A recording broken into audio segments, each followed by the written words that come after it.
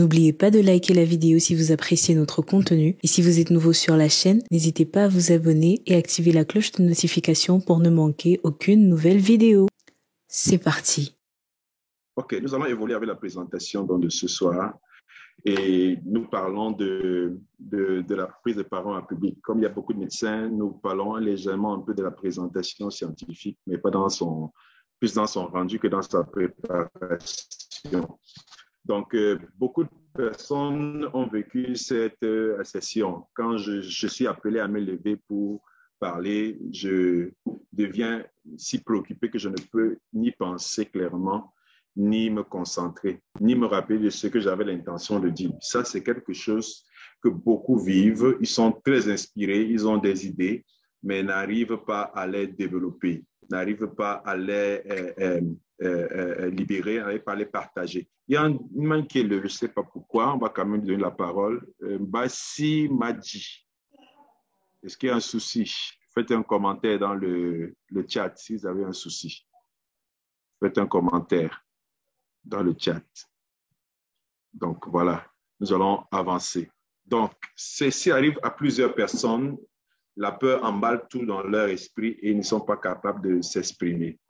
Et donc, ce qu'il faut savoir déjà, c'est que la communication, c'est une action. C'est le fait de communiquer, d'établir une relation avec autrui. Donc, par la communication, on établit des relations. On transmet quelque chose. Ça peut être des émotions, ça peut être des informations, ou encore c'est l'ensemble des moyens techniques permettant de diffuser un message auprès d'une audience plus ou moins vaste, qui peut être hétérogène, légèrement hétérogène.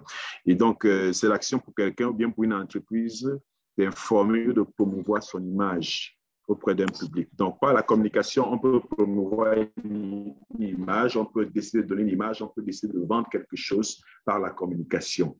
Et la communication donc requiert des choses bien précises comme un orateur et un auditoire. Un orateur et un auditoire.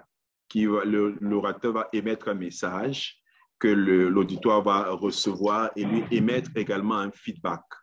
Donc, le feedback ici, c'est la réaction du public face au message qui a été transmis par l'orateur.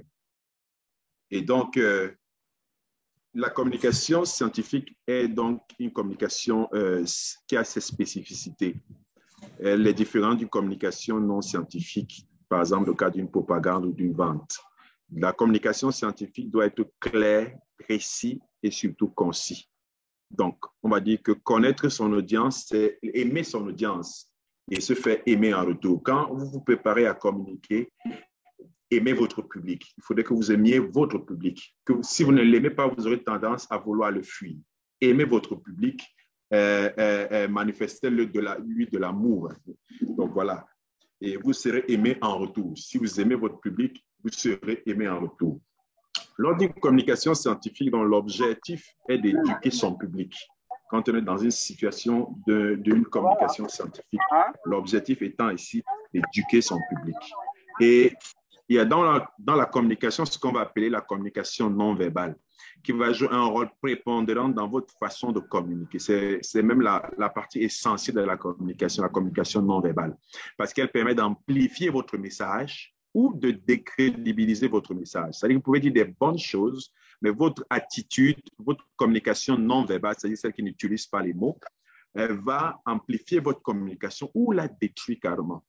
Et dans la communication, il y a également les silences qui comptent. Il y a une période où vous devez faire des silences. Le ton de la voix est important, le rythme de la voix est important et l'élocution. Il faut pouvoir bien articuler les mots. La posture physique de la personne, les gestes et l'expression de la face jouent un rôle important dans la transmission du message. Et ce qu'on va appeler la règle de 3V de Albert et Mehrabian. Ce que vous pouvez retenir de cette slide, c'est que les mots dans la communication vont compter pour 7%. 7% de ce que les gens vont retenir, bien 7% de ce qui vont les impacter va être du fait des mots que vous choisissez. Le ton de la voix va compter pour 38%, c'est d'après des recherches. 38%, le ton de votre voix.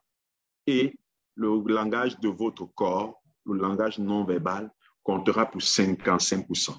Donc, souvent, on se concentre plus sur ce qu'on va dire, mais pas sur notre attitude. Pourtant, cela compte beaucoup plus.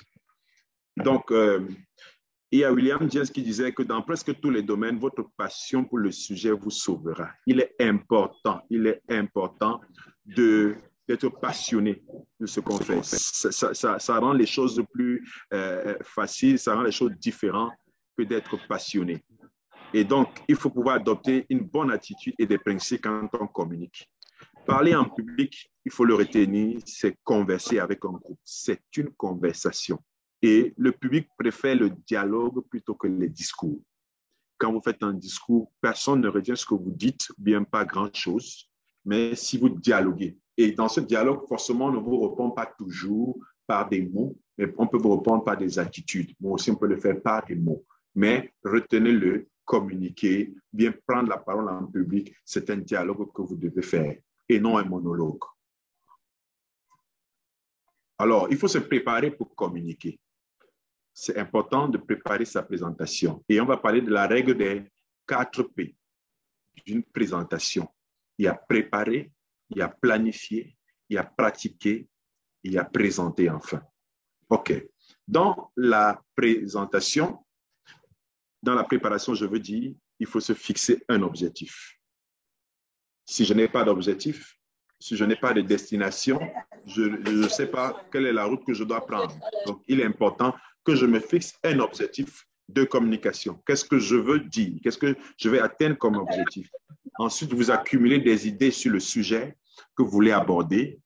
À un moment, vous arrêtez d'y penser et puis vous faites un plan maintenant qui vous permet donc de pouvoir détailler ce que vous allez devoir présenter. Ça rentre dans la préparation. Maintenant, il faut planifier. Quand vous planifiez votre présentation, il est important de connaître l'auditoire et l'intérêt que cet auditoire a pour le sujet que vous allez présenter. Et donc, dans un plan de présentation, l'introduction va généralement compter pour 5 à 10%. Et donc, dans une introduction, vous avez plusieurs manières d'introduire. Vous pouvez poser une question. Je sais qu'il y a des étudiants qui vont soutenir, ce serait peut-être pas la meilleure approche. Vous pouvez commencer par une citation. Vous pouvez commencer par une anecdote. Donc, voilà l'approche que vous pouvez avoir au niveau d'une introduction. Ça permet dans la communication de plonger votre interlocuteur, votre public dans le sujet. Donc, l'anecdote. Moi, je préfère nettement soit une question, soit une anecdote que je raconte. Mais s'il fallait choisir entre les deux, moi, j'aurais choisi une anecdote à raconter au début de ma présentation qui me permettrait d'avoir plus d'impact. On parlera par exemple du storytelling si l'occasion nous permet dans d'autres circonstances. Il y a le développement dans notre présentation et la prise de position qui est à peu près 80 à 85%. Vous devez développer 4 à 6 points clés que vous allez illustrer par des statistiques, des témoignages, des démonstrations. Et il faut avoir des idées claires sur le sens du message ou bien de l'objectif que vous avez. Si vous n'avez pas défini votre objectif, ce sera difficile pour vous de pouvoir communiquer plus aisément. Ensuite, il faut planifier. En fait, il faut dans la planification. Oui, désolé de vous couper. Il y a un participant qui signale que c'est un peu rapide.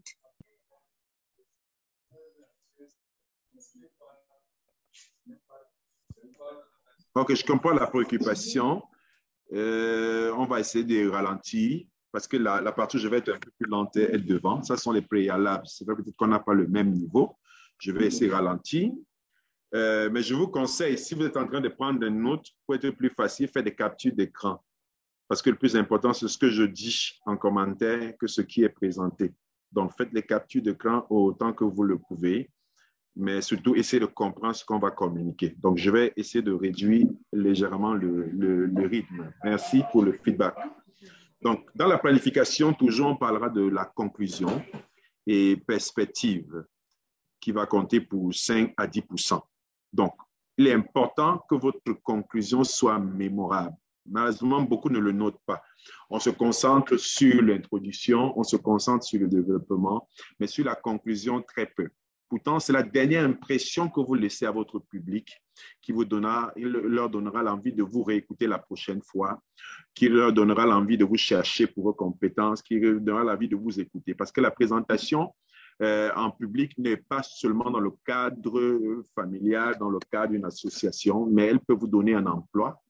Dans une discussion avec un recruteur, votre façon de communiquer est importante, vous devez pouvoir l'impacter. Et la conclusion de vos propos est toujours importante. Donc, elle doit être mémorable, vous devez puis terminer avec quelque chose de marquant.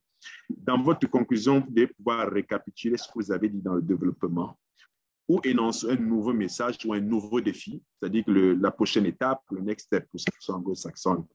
Expliquer à l'auditoire l'action que vous attendez d'eux. Donc, il y a un engagement à prendre avec son auditoire quand on a terminé. Donc, ce sont des approches qu'on peut avoir pendant que on conclut le sujet.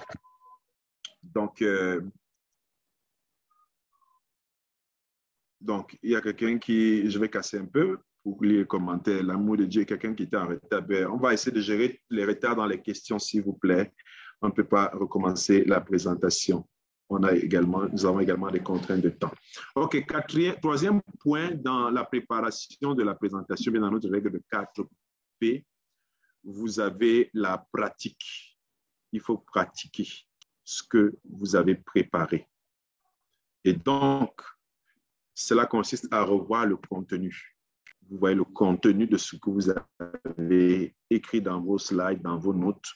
Vous répétez et vous essayez d'obtenir des feedbacks de quelqu'un d'autre ou bien de vous-même. Si vous n'avez personne autour de vous, vous vous jugez vous-même. Vous vérifiez votre timing et la confiance en soi. Donc, vous devez pouvoir vous évaluer. Donc, vous devez pratiquer. Ensuite, viendra le moment de présenter.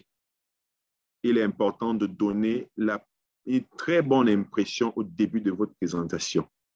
C'est ça qui va permettre d'accrocher les gens. Si vous ratez l'entrée, tout le contenu de votre message risque d'être négligé ou bien perdre sa valeur.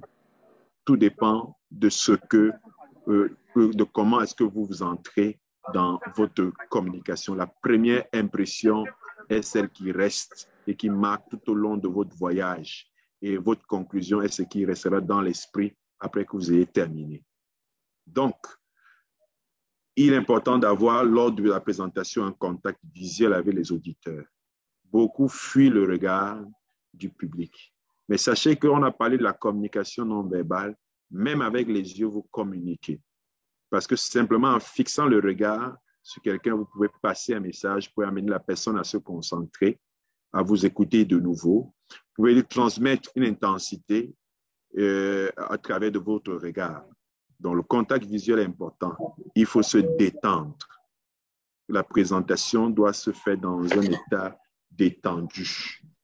Il faut être naturel. Ne fabriquez pas une personnalité que vous n'êtes pas. Soyez autant naturel que vous l'êtes chaque fois que vous causez avec votre enfant, votre frère, votre mère. Il faut avoir un ton conversationnel également amélioré. Quand je dis comme vous causez avec votre frère, ça veut dire que vous n'êtes pas dans les banalités, vous n'êtes pas dans la négligence, vous n'êtes pas dans la désinvolture. Non, vous devez avoir un ton de la conversation. Il y a une façon de tenir la conversation sans vous dénaturer, sans vous transformer. Et il est important donc de ralentir. Souvent avec le stress, il arrive qu'on a l'adrénaline et on parle plus vite parce que quand on est stressé, on va forcément parler vite. Donc, l'idée dans votre tête, mettez que vous devez pouvoir ralentir parce que forcément, votre adrénaline va vous amener à accélérer, ralentissez. Soulignez des points importants et le faites souvent avec un changement de ton ou avec des pauses que vous allez prendre. Je peux faire un exemple.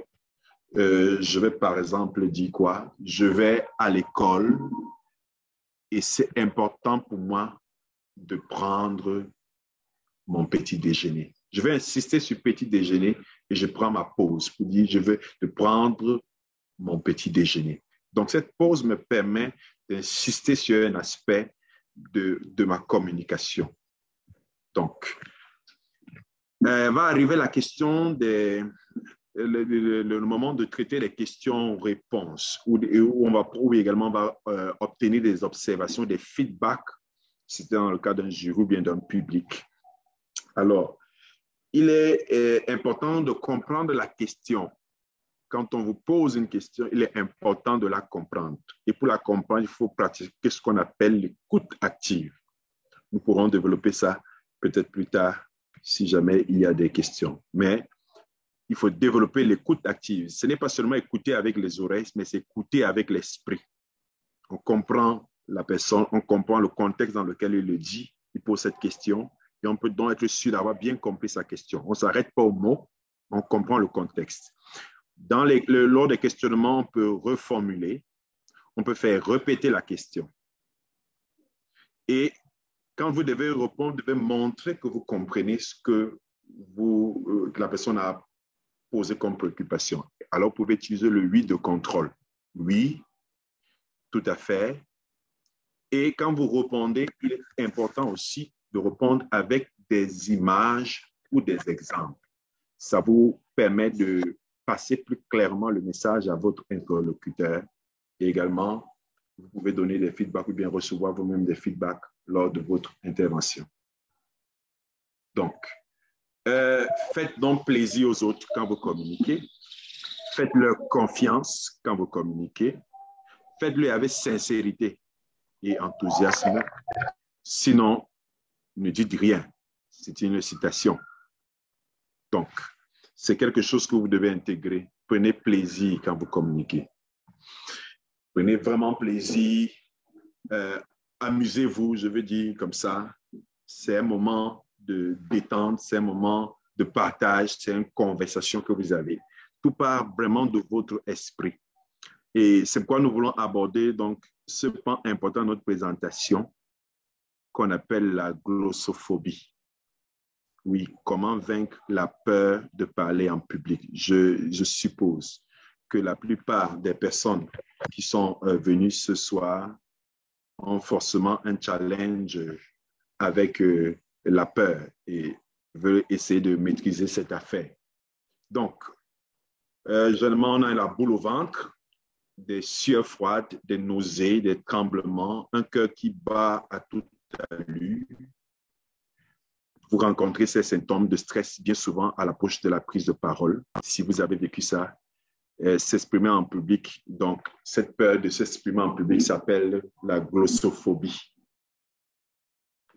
Alors, il n'est pas facile de supporter le regard des gens. Vous avez des centaines de personnes qui sont braquées sur vous et vous devez vous exprimer avec aisance. Vous devez présenter vos idées, vos projets, vous voulez les convaincre. Ce n'est pas évident. Tout le monde vous regarde. Et en ce moment, le stress monte. Il faut pouvoir contrôler ce stress-là pour que votre parole soit audible. C'est-à-dire, je veux dire qu'elle soit non seulement entendue par les oreilles, mais par l'esprit des gens. Parce que dans la communication, on ne parle pas qu'aux oreilles des hommes, mais on parle également à leur esprit et même à leur âme. Quand je dis âme, je veux dire les émotions. On leur transmet des émotions. Et donc, il faut contrôler le stress lors de la prise de parole. Il faut faire du trac un allié pour pouvoir nous permettre, parce que c'est important, hein? Tout le monde connaît le stress. Oui, même moi, en vous parlant au début, forcément, il y avait du stress. On se pose toujours plein de questions. Mais on doit pouvoir utiliser ce stress à son avantage. Donc, ce n'est pas un drame d'avoir du stress. Il faut pouvoir le canaliser à son avantage. Alors, quelles sont les causes de la peur de parler en public? Comme pour les autres troubles anxieux, les causes de la peur en public sont légion. On ne va pas tous les citer. Mais dans certains cas, on retrouve des événements qui ont trait avec notre histoire familiale, avec notre histoire de la vie, avec nos antécédents. Peut-être on a vécu des présentations qui étaient calamiteuses, des prises de parole qui étaient calamiteuses. Forcément, ça stresse. Donc, le manque de confiance est l'une des sources de la peur. La peur des regards des autres, la peur d'être jugé, le sentiment d'être isolé seul face aux autres, l'attention excessive portée sur ses ressentis internes, ce que je ressens au-dedans de moi, mes peurs, mes tremblements, on a souvent l'envie d'uriner plusieurs fois. Ben, tout ça, c'est un mécanisme biochimique qui se fait au-dedans de nous. Il y a des biochimistes ici, il y a des médecins qui comprennent très bien. Et la recherche de la performance fait qu'aussi on est souvent stressé. Vraiment, c'est une performance optimale. On veut se donner à fond. La volonté de donner beaucoup d'informations. On veut vraiment séduire. On veut marquer. On veut convaincre son auditoire à tout prix. Aussi, surtout, le manque de préparation. Le manque de préparation, d'entraînement. Ou alors, les situations non familières. C'est-à-dire que je suis venu, il y a un événement qui a changé.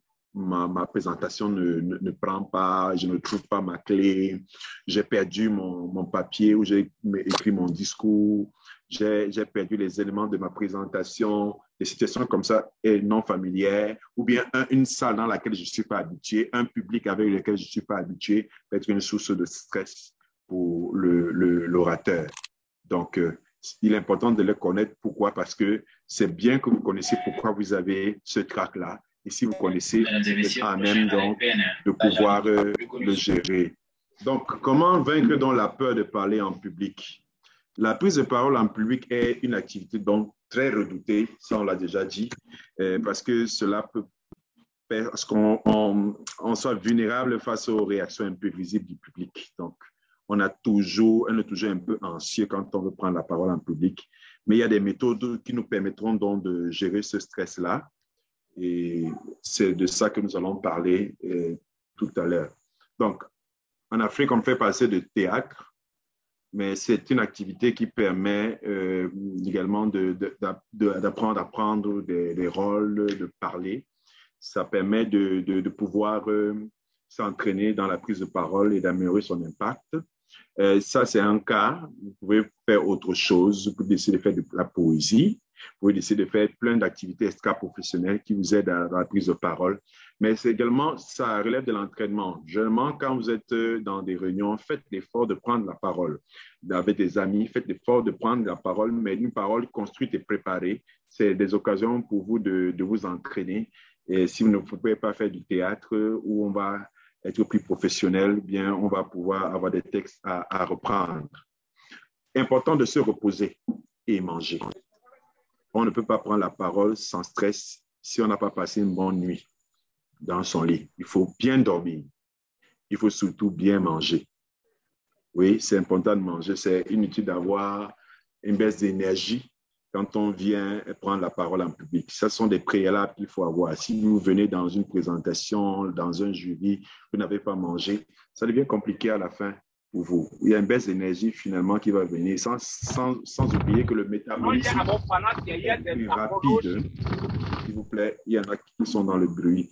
Et le fait qu'on soit stressé augmente généralement le métabolisme. Et si vous n'avez pas mangé, la petite quantité de glucose qui existait dans votre organisme, qui était présent, vous aurez perdu cela très rapidement et la fatigue va s'installer et le stress va vous tuer finalement. Donc, il faut se préparer pour éviter le stress. Il faut vraiment se préparer. Si notre première peur, c'est lié au public, la seconde vient généralement à cause de l'inconnu. Et c'est important donc pour nous de bien se préparer. Quand je dis préparer, il n'y a pas que sa présentation. Si c'est une présentation que vous avez faite sur PowerPoint, arrangez votre PowerPoint, arrangez votre vidéoprojecteur, rassurez-vous que les fiches sont bien connectées, rassurez-vous que le micro est bien branché, rassurez-vous que votre tenue vous-même, elle est prête, elle est bien préparée. Si vous doutez un peu même de votre habillement, ça va déstabiliser votre cerveau. Il est important dans la préparation, lorsque vous vous entraînez, de pouvoir vous filmer. Vous pouvez vous filmer avec un chronomètre. Aujourd'hui, n'utilisez pas seulement les ring lights pour faire les directs, parce qu'il y a beaucoup d'influenceurs dans ce partage que nous avons, cette session-ci. Forcément, il y a beaucoup d'influenceurs là, mais n'utilisons pas seulement les ring lights pour faire les directs sur Facebook.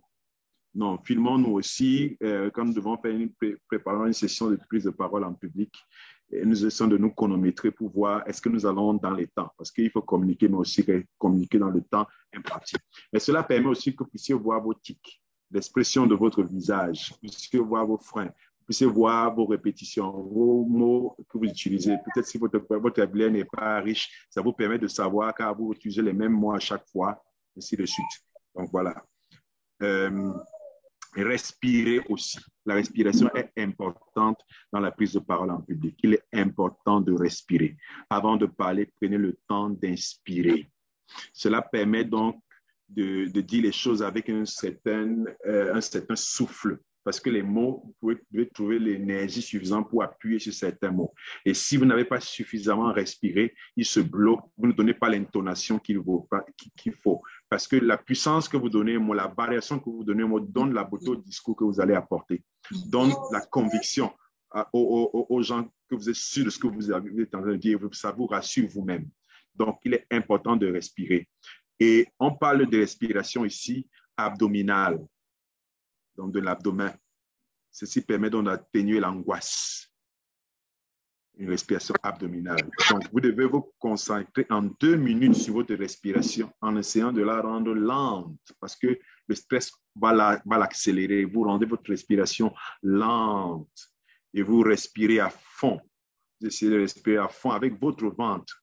Ça va permettre donc de fluidifier les mouvements de votre diaphragme et même que votre battement cardiaque soit plus posé. Donc, tout ça, il faut vraiment respirer. La respiration est très importante. C'est un exercice que vous devez faire. Vous devez prendre votre coin, vous restez dans un coin, vous respirez suffisamment. Vous essayez de permettre à votre respiration d'être lente parce que le stress va l'augmenter. Donc, le diaphragme également se bloque lorsqu'on est stressé. Il se bloque généralement. Il y a quelque chose qui cache mon écran. Il se bloque très souvent et sous l'effet du stress ou des tensions quotidiennes. Donc, voilà. Donc, il est important d'inspirer lentement, pas trop profondément, mais lentement. Puis, vous prenez donc conscience de l'expiration en soufflant par le nez ou par la bouche légèrement ouverte. Vous soufflez. La respiration est importante et ça marche. Donc, à chaque expiration, vous devez percevoir que vos muscles se relâchent. Vos muscles se relâchent. Et vous pouvez positionner la main sur le ventre ou bien sentir les mouvements de l'abdomen. Et vous pouvez les amplifier si vous sentez que ce n'est pas suffisant. Vous pouvez amplifier. Donc, je souligne, je mets un point d'honneur sur la respiration. Donc, voilà. Il y en a qui nous parlent des influenceurs de Dubaï. Non. Ils ne sont pas ici dans ce coup. OK. Prochain point. Ne surestimez pas les enjeux de la situation. Oui, parfois, nous sommes auteurs du stress parce qu'on surestime la situation que nous allons vivre, la présentation que nous allons faire, l'auditoire que nous allons avoir, nous les surestimons. Et c'est vraiment une source de trac pour nous parce que cela augmente encore, amplifie tous les inconvénients que nous venons de citer. Nous devons nous dire de manière naturelle, comme si nous l'avions conseillé à un ami, ce n'est pas la dernière chance. Vraiment, sois calme, ne te mets pas la pression, sois posé. Vraiment, ne surestime pas, ne dis pas c'est ma mort. Si tu pars déjà faire une présentation en te disant si je rate, si ça se passe mal, en ayant une posture négative mentalement, tu vas mal passer ta présentation, bien ta prise de parole. Si tu te dis, est-ce que les gens vont m'écouter? Si tu te poses cette question, dis-toi, ils vont m'écouter. Je serai pertinent, je serai convaincant. C'est important que tu te le dises. Et tu te dis, ils ont besoin de comprendre quelque chose de moi. Ils ont un message qu'ils attendent de moi. S'ils ont permis que je parle, s'ils ont voulu autoriser que je parle, c'est parce que j'ai quelque chose à donner. Donc, tu dois pouvoir te motiver toi-même dans ce genre de situation. Donc, un autre point, c'est utiliser des visuels. Quand vous venez présenter, vous pouvez utiliser votre PowerPoint, comme nous l'avons fait ce soir, mais aussi vous pouvez venir avec des objets, des dessins, des tableaux, des paperboards, pour ceux qui sont anglo-saxons, des tablettes numériques ou des jeux scéniques bien élaborés. Utiliser des visuels. Utiliser des visuels. Vous avez l'avantage, par exemple, quelqu'un qui présente sur un PowerPoint, c'est qu'on ne le regarde pas constamment. On le regarde, mais on regarde aussi son PowerPoint. Donc, du coup, ça permet qu'il illustre des choses, qu'on regarde aussi autre chose que lui. Donc, ça, c'est utile. Et en plein 21e siècle, Si quelqu'un fait une présentation scientifique et qu'il le fait plus, il le fait sans diaporama, on doit le questionner. Ou bien une présentation de quelque autre que ce soit, ça devrait être illustré au moins, même si ce n'est pas avec des textes, mais des dessins. C'est important. Choisissez le début dès le début, quelle personne vous allez regarder. Oui, ça, c'est la bête noire aussi pour plusieurs. Ils se demandent qui est-ce que je vais regarder est-ce que je vais supporter le regard des gens? Est-ce que je vais pouvoir accepter regarder quelqu'un? Du coup, il préfère regarder le sol. Il préfère regarder le plafond. J'ai assisté à beaucoup de présentations où l'orateur, lui, regarde un mur qui n'a rien à voir avec le public. Ce n'est même pas la position où le public est là, où le public est présent. Ou bien il donne le dos au public. Non, c'est important. On nous a dit que la communication non verbale compte pour 55% de la communication. Les gens ne retiennent pas ce que vous dites. Ils retiennent ce que vous leur transmettez. Retenons ça. Les gens ne retiennent pas ce que vous leur dites. Ils retiennent ce que vous leur transmettez. Transmettez-les une émotion. Transmettez-les une conviction. C'est ça qui les marque. Alors, il faut choisir qui est-ce que vous allez regarder. Pendant la prise de parole dans un public, il est important de regarder les gens. Ça, c'est fondamental.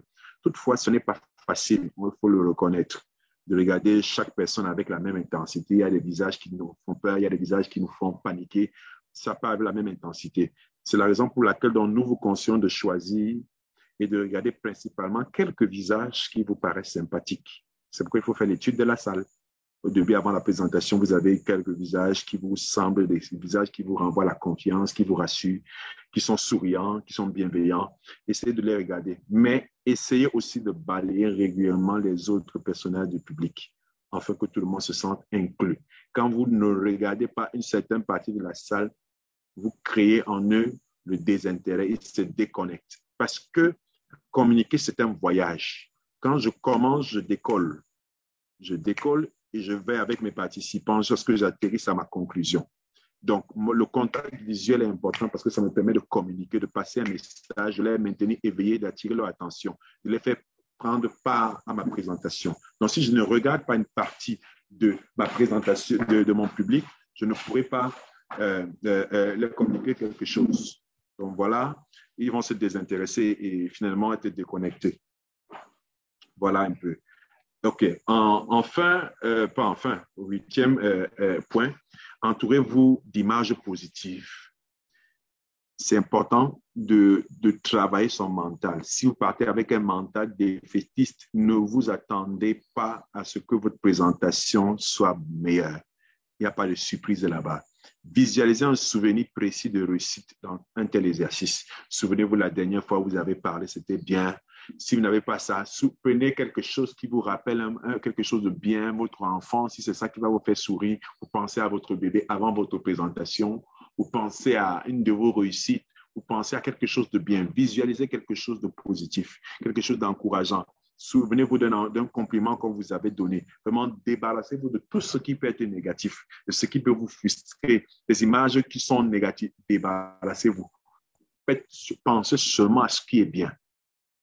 Dites-vous, le public, quand je vais entrer, va bien m'accueillir. Quand je vais entrer, le public va apprécier.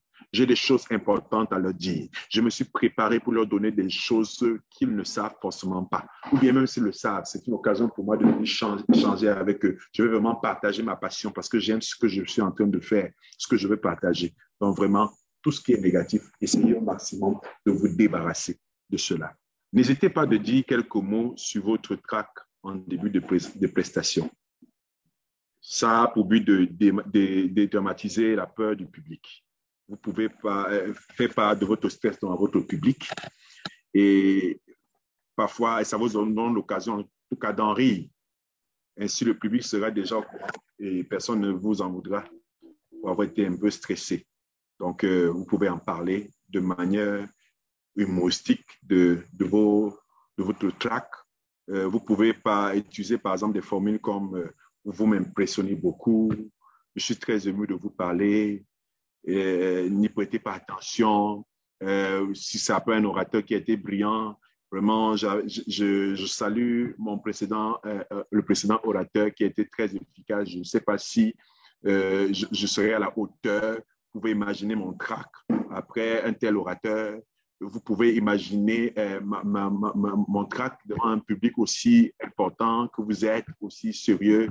Vraiment, c'est un privilège pour moi de prendre la parole devant les immenses grises que vous êtes.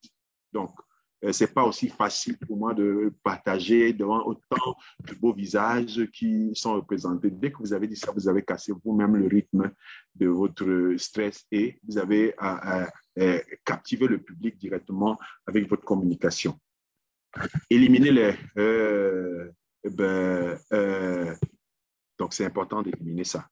Pour dédramatiser dans la peur de parler en public, vous pouvez faire part de votre stress au public, comme on l'a déjà dit, d'en rire, ainsi de suite.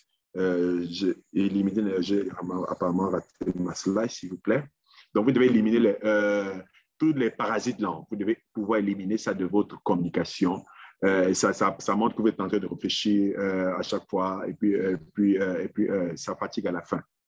Donc, on cherche les mots. Ce maximum, il faut éliminer cela. C'est pourquoi l'enregistrement nous permet de pouvoir corriger cela. Donc, voilà. Ne lisez pas votre diaporama. Ça, c'est aussi important. Il faut pouvoir le maîtriser. Il faut maîtriser votre diaporama. Il faut l'avoir sur le bout des doigts pour ne pas pouvoir lire de manière littérale. Vous pouvez vous en inspirer, mais vraiment pas lire de manière littérale. Donc, chaque slide doit présenter une idée précise et vous allez développer la suite au niveau de l'oral. Également, vous devez vous imprégner de votre sujet. Donc, parler du sujet qui vous tient à cœur. On doit pouvoir lire de la passion dans ce que vous communiquez. C'est votre conviction, c'est votre intérêt pour ce que vous dites qui doit éveiller l'attention du public. Si vous-même vous ne semblez pas passionné, intéressé, cela ne pourra pas convaincre votre public. Vous pouvez également donc enrichir votre prise de parole avec des anecdotes personnelles en rapport avec le sujet.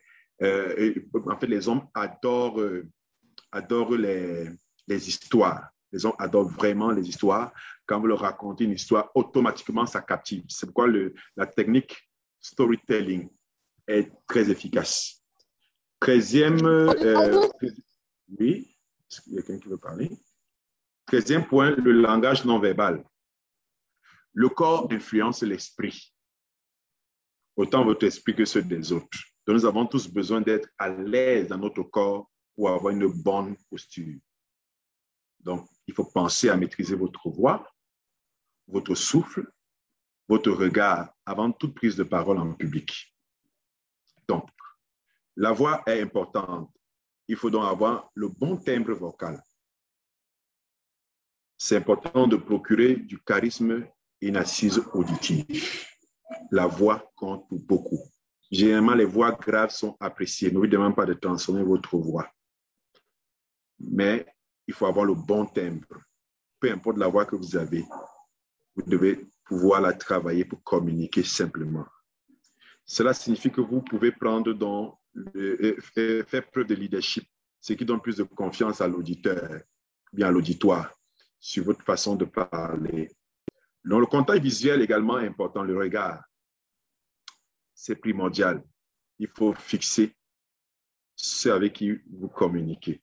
Et donc, dans les approches, une des astuces, par exemple, vous pouvez fixer le regard au-dessus de la tête de la dernière rangée pour ne pas fixer quelqu'un. Vous décidez de fixer le regard sur la tête de la dernière rangée, de telle manière que ce n'est pas forcément quelqu'un que vous regardez et vous ne pouvez pas facilement vous déconcentrer. Mais pensez à faire des pauses également pour respirer quand on parle. On l'a déjà dit. Cela vous donnera donc le temps de réfléchir et au public également d'assimiler les informations précédentes que vous avez données. Quand je dis qu'il ne faut pas lire précédemment, je reviens dessus, s'il vous plaît. Vous pouvez vous baser sur votre thème, mais qu'on n'ait pas l'impression que c'est vraiment de la lecture que vous faites. Vous pouvez vous en inspirer de temps en temps, regarder. Pour ceux qui font des présentations, ne restez pas collés sur votre PowerPoint. Vous pouvez fixer le public également. Dans le regard, ils ont besoin de votre regard, sinon ils se déconnectent. La posture générale, il faut maintenir une posture droite, la tête droite, elle doit être symétrique et vous devez reculer vos épaules. Les pieds doivent être bien ancrés dans le sol. Sentez que vous-même, vous êtes bien debout. C'est une posture qu'il faut avoir. Ne croisez pas les bras. Ne mettez pas les mains dans la poche ou derrière le dos. Parce que les gens peuvent voir par là votre stress ou bien également ils peuvent mal prendre que vous croisiez et que vous croisez les bras ou bien que vous les ayez mis dans votre poche. Il faut avoir les bras bien droits. Gardez la main le long du corps. Les paumes doivent être ouvertes en avant. La gestuelle aussi peut amener à insister sur un sujet particulier. Il faut éviter également l'autodénigrement à la fin de l'intervention. Parfois, on a tendance à se juger très sévèrement. C'est vraiment l'autodénigrement. Et c'est un jugement négatif qui ne va pas vous aider pour vos prochaines interventions. Il faut donc adopter ces attitudes que nous recommandons. Il faut garder en mémoire donc que chaque prestation a des éléments positifs. Donc, vous n'avez pas fait que des choses négatives, même si vous pensez l'avoir raté. Vous avez communiqué quelque chose aux gens. Donc, voilà. Et pour la suite, on ne peut pas tout voir. Vous avez besoin d'être accompagné par un coach qui va vous aider à corriger 2-3 choses dans votre prise de parole. Il y a cette... en fait, on en parlera tout à l'heure, mais là, oratoire, c'est vraiment comme le badminton. Ce n'est pas quelque chose qu'on est avec. Donc, on apprend. Et on apprend à parler en public. Ça s'apprend. Vous devez prendre la décision de parler en public. Vous devez prendre la décision de vous soigner quand vous parlez en public. Parce que ça ne viendra pas d'un jour, subitement comme ça un jour. Non, c'est quelque chose qui se travaille. C'est quelque chose qu'on décide d'améliorer. Donc, voilà.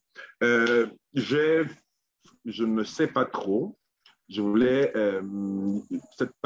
intervenir sur cette partie, la prise de parole en public en anglais, mais je pense qu'on le fera peut-être pour une autre session.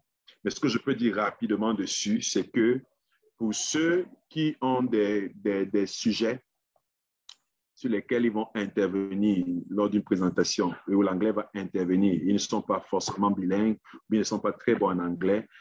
L'une des astuces, c'est que vous devez préparer votre speech, mais sachez que les gens qui vont vous écouter n'écoutent pas les paroles en réalité.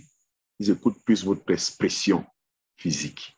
Donc, ne vous concentrez pas sur ce que vous allez dire. Quand vous l'avez déjà préparé, concentrez-vous sur la manière de le dire. C'est ça qui va surtout les marquer. Et surtout quand ce n'est pas votre langue, votre auditoire qui est anglophone pourra apprécier que vous fassiez des efforts. Donc, sur ce, je vais m'arrêter là pour permettre aux uns aux autres de poser des questions parce que la présentation était censée être 1 heure. Je compte respecter mon temps, à moins que Inès me dise que je ne l'ai pas encore débordé. Là, on pourra voir si on prolonge dans la présentation. Mais voilà. Si vous avez encore quelques minutes, Monsieur Hervé. Étant donné qu'on a commencé à 18h15, il est 19h10. OK. Avant les questions-réponses. Oui, oui. OK. Donc, on va rapidement voir cette partie donc, de la prise de parole en anglais. Donc, les bénéfices de pouvoir bien parler en anglais en public sont nombreux. Cela peut notamment démontrer que c'est le cadre d'un emploi, que à votre employé, à vos collaborateurs, que vous avez confiance à vos capacités, même si vous ne le faites pas très bien, et que vous êtes ouvert, et cela peut booster votre carrière, votre avenir. Donc, il faut toujours essayer de dire un mot en anglais, ma titre introductif. Alors, comment briser la glace? Tout d'abord, il faut simplement se présenter. On peut se présenter dans un début de présentation, au moment de prendre la parole ou avant la présentation, pour être plus à l'aise et prendre la parole. Vous pouvez parler de votre expérience professionnelle et... Sorry, je suis un peu perturbé là. Vous pouvez également parler de votre expérience professionnelle et un peu sur qui vous êtes quand vous introduisez votre présentation. Cela permet donc de casser aussi l'atmosphère, mais également d'attirer l'attention des uns des autres. Donc, on n'insiste pas dans la présentation pour vous de dérouler votre CV. Ce n'est pas l'idée, mais c'est de donner l'essentiel. Donc, un autre moyen de briser la glace, c'est d'impliquer votre auditoire et lui expliquer pourquoi ils devraient vous écouter. Donc, il faut créer de l'intérêt. Cette formation vous sera utile parce que ça vous permettra de faire ceci, ceci et ceci en termes d'objectifs. Vous atteindrez ceci. Ça permet donc qu'ils comprennent pourquoi c'est important pour eux de pouvoir vous écouter. Donc, la technique donc consiste à poser une ou deux questions liées directement au sujet, formulées de manière positive. Et cela permettra à l'auditeur de lui donnera les raisons d'être attentif, de s'intéresser à votre présentation. Vous pouvez également poser des questions au public. Si certains d'entre eux ont une expérience dans le domaine, par exemple, de la prise de parole, qui a déjà assisté à une conférence, qui a l'habitude de prendre la parole. Donc, voilà, par exemple, des questions comme ça que vous poser sur un sujet que vous allez aborder. Ça permet de détendre l'atmosphère, ça vous détend vous-même également. Donc, le langage corporel, comme je l'ai dit, est vraiment important. Et on l'avait déjà dit, pour ceux qui sont venus en retard, 7% de la communication va provenir des mots, 38% va provenir du ton, 57% va provenir de l'attitude corporelle, du langage corporel. Donc, ainsi, si votre niveau d'anglais n'est pas bon, ne vous stressez pas pour cela. Vous devez compenser votre niveau d'anglais avec votre attitude, votre façon de communiquer, de vous présenter aux uns aux autres. Donc, on a parlé de la posture tout à l'heure, je vais vraiment passer dessus. La distance corporelle, donc on ne doit pas fuir son public, vraiment faites la bonne distance quand vous communiquez avec votre public, se rapprocher. Pourquoi je l'ai mis dans cette partie en anglais? Parce que plus on parle dans une langue qu'on ne maîtrise pas très bien, plus on se stresse et on a tendance à fuir le public. Il faut être proche du public, il faut trouver la bonne distance. Il ne faut pas être dans le plus, c'est-à-dire qu'il ne faut pas être, je ne vais pas dire qu'il faut être très, très proche du public, mais il faut trouver une distance respectueuse, une distance raisonnable qui vous permet de bien communiquer. Vous devez également faire attention à votre gestuelle, éviter des gestes parasites, se gratter la tête, se gratter les mains, se gratter le dos, taper un stylo sur la table. Donc, évitez vraiment ça. Aussi, sourire. Il faut sourire. Même quand on est en train de parler en anglais, souriez. Vraiment, donnez-vous du plaisir. Montrez de l'enthousiasme. Cela permet d'intéresser davantage ce public-là qui va vous écouter. Maintenez le contact visuel, on l'a déjà dit, je passe dessus. L'intonation de la voix, c'est important de varier. Votre voix ne doit pas être monotone, il faut varier les tons. Vous devez pouvoir descendre un moment et un moment, vous devez accélérer. Un moment, vous devez décélérer. Donc, ça ne va pas être monotone. Il y a vraiment des périodes de votre communication où vous devez pouvoir faire tout cela, varier le ton. C'est ça qui donne toute la beauté à votre discours. Parce que si votre ton est monotone, vous aurez tendance à endormir les gens. Il faut pouvoir le varier. Et donc, pour ce qui est de l'anglais, il est important de maîtriser les spécificités du rythme et les accents, ainsi que l'intonation en anglais. Donc, ce sont les choses que vous devez préparer. Chaque mot, vous devez le préparer et connaître l'intonation qu'il faut pour pouvoir le dire. Parce que le stress venant, vous n'allez pas maîtriser l'intonation. Vous pouvez dire un mot qui a l'intonation changeant le sens de la phrase. Donc, c'est important de pouvoir maîtriser l'intonation en anglais pour pouvoir le dire et pouvoir faire la phrase de manière à être compris par le public là, le public qui est présent, je veux dire. Donc, il est également important de faire des pauses lorsque vous prenez la parole en public. C'est moins évident également, j'ai dit, de faire passer des informations. La vitesse et le volume. On a souvent tendance à parler vite quand on est stressé et parfois parler bas aussi. Il faut trouver le bon volume. Il ne s'agit pas de crier. Il faut trouver le bon volume de la voix qui ne fatigue pas le public et le public également ne fait pas l'effort pour pouvoir écouter. Donc, c'est des travaux à pouvoir faire. Donc, les mots de liaison en anglais, vous allez utiliser des mots, les conjonctions qui vont permettre de lier des idées. Donc, dans votre texte, lorsque vous écrivez, il est important donc d'utiliser ces mots-là. Et ces mots de liaison sont importants pour apprendre à s'exprimer correctement en anglais. Donc, voici quelques liaisons à utiliser pendant que vous êtes en train de communiquer. Par exemple, pour ajouter des informations, vous pouvez utiliser le terme in addition ou moreover, par exemple. Pour faire des contrastes, vous pouvez utiliser les mots comme however, also, ou bien pour illustrer des propos, for example, or for instance. Donc, des termes comme ça, vous pouvez les utiliser, les prévoir dans votre discours. Et pour la conclusion, in conclusion, in summary. Donc, voilà un peu les termes que vous pouvez utiliser dans votre présentation. Mais j'aimerais, comme ce qui est bien, c'est qu'elle est préparée d'avance. Vous savez ce que vous allez dire en anglais. Et donc, travaillez simplement la tonalité. Donc, il faut s'entraîner, on l'a déjà dit. Autant que ce soit en français ou en anglais, il faut s'entraîner. Et donc, une autre technique, c'est de répéter le discours devant quelqu'un qui vous donnera également des feedbacks. Ça, c'est important. Et le langage corporel également, il faut répéter. La personne vous dira, il faut garder vos notes à portée de main pour pouvoir également répéter votre discours quand vous êtes libre. Donc, quand vous préparez une présentation, ayez vos notes à côté. Et il faut aussi se surpréparer. C'est-à-dire que souvent, on lit, on relit, Non, non, non. Il faut des pauses. On peut commencer par lire de manière intense avant la présentation, mais plus on se rapproche de la présentation, moins on lit, parce que ça deviendra une source de stress plus tard. Les accents également, travailler les accents quand il faut parler en anglais, quand il faut faire un discours, préparer ces accents, travailler-les avec quelqu'un, ça permettra que vous délivrez le message. En fait, toute cette préparation vous aide à ne pas vous concentrer sur les mots que vous allez dire, mais surtout vous allez vous concentrer plus sur la manière de le dire, c'est-à-dire la gestuelle, la posture, le langage non verbal. C'est ce que vous allez vous concentrer plus tard. Sur ce dont je vous remercie, nous allons passer à la session questions-réponses. Merci. Merci beaucoup, Monsieur Hervé. La présentation a été très enrichissante et très intéressante. Avant de passer à la phase de questions, nous rappelons à tous les participants qu'ils peuvent le faire par écrit dans la discussion ou alors en levant la main et en prenant la parole.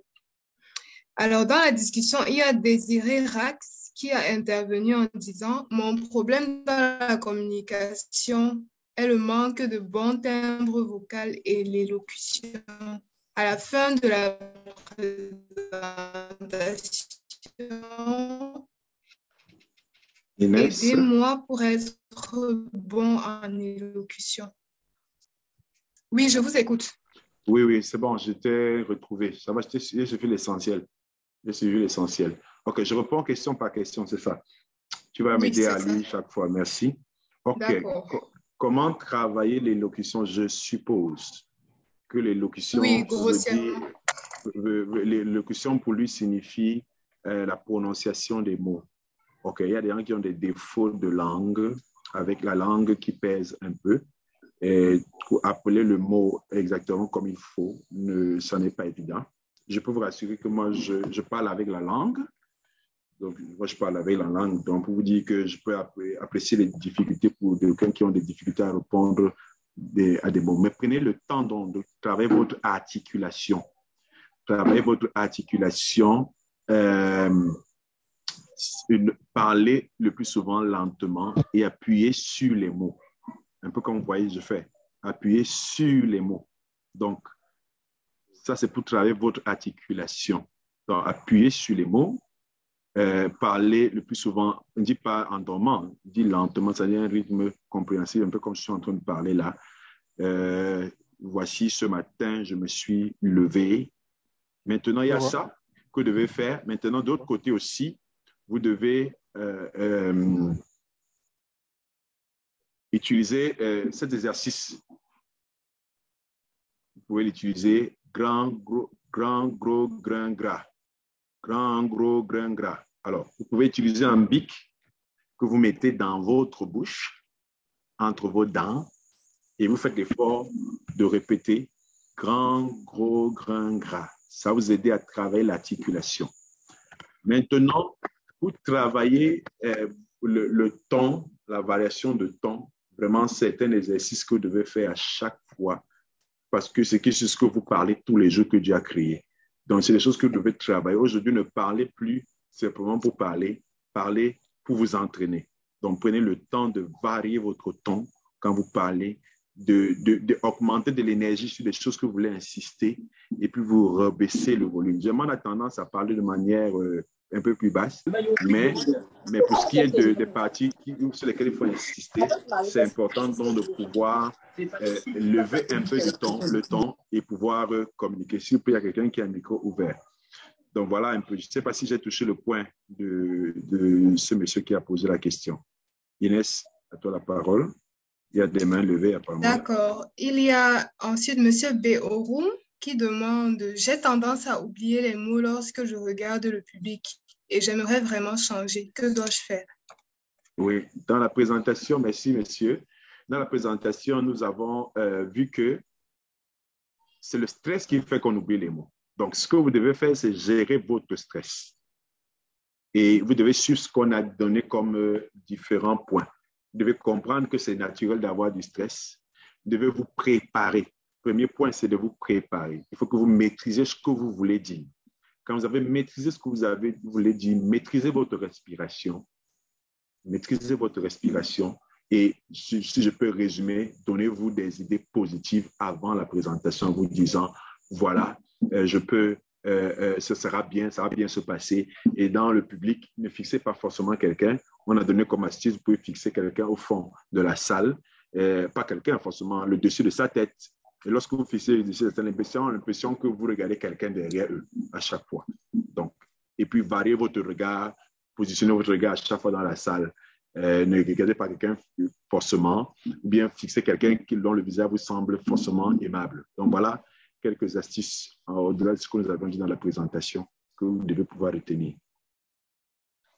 Ok, la prochaine question nous vient de Ouseni Nan. Il dit bien, merci bien pour la présentation, très brillante présentation. Mon souci majeur lorsque je m'adresse au public, mon rythme cardiaque s'accélère, je m'étouffe en parlant. Et surtout, j'ai tendance à oublier mes mots ou je perds la logique dans ce que je disais. Je me perds complètement. Oui. De toute manière, ce que nous avons dit ce soir va vous aider, mais il y a des séances de coaching que vous pouvez toujours avoir pour vous aider à le faire. Mais comme on l'a dit, probablement vous n'étiez pas au début de la présentation. C'est tout à fait normal. Quand le stress vous a envahi, vous allez perdre. Ce que vous décrivez va forcément arriver parce que vous êtes stressé. Donc, le problème ici, c'est le stress. Il faut pouvoir le gérer. Alors, comme on l'a dit, l'une des choses que vous devez faire d'abord, c'est gérer votre respiration, votre rythme cardiaque.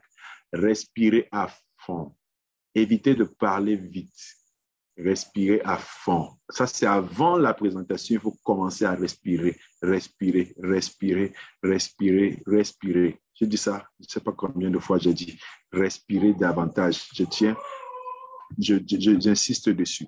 Après ça, quand vous êtes bien préparé, toujours préparez votre introduction, votre entrée en matière. Souvent, on peut avoir une belle présentation, on peut s'être bien préparé, mais si on fait la mauvaise entrée en matière, tout commence à chambouler. Mais quand on a réussi son entrée en matière, le public nous désire et nous également nous désirons le public, nous avons envie de rester devant lui.